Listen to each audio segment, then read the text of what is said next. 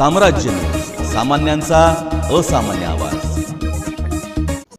PM Surya Ghar योजना ही भारत सरकारने सुरू केलेली एक महत्त्वाकांक्षी योजना आहे।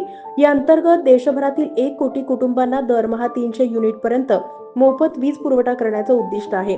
तरी ही योजना सोलापूर जिल्ह्यातील शेवटच्या घटकांपर्यंतच्या लाभार्थ्यांपर्यंत पोहोचावी यासाठी वीज वितरण कंपनीने योग्य नियोजन करून त्याची प्रभावी अंमलबजावणी करावी असे निर्देश जिल्हाधिकारी कुमार आशीर्वाद यांनी दिलेत। जिल्हाधिकारी कार्यालयाच्या सभागृहात जिल्हास्तरीय समितीच्या आढावा बैठकीत ते बोलत होते। यावेळी सर्व अधिकारी उपस्थित होते।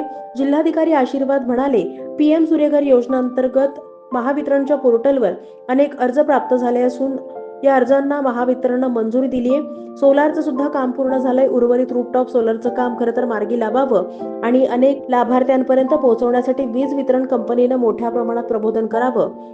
लाईन स्टाफ मार्फत या योजनेचं महत्त्व नागरिकांना पटवून द्यावं यासाठी या योजनेअंतर्गत संपूर्ण जिल्ह्यात काम करणाऱ्या वेंडरची स्वतंत्र बैठक आयोजित करावी असंही त्यांनी सूचित केलेलं आहे।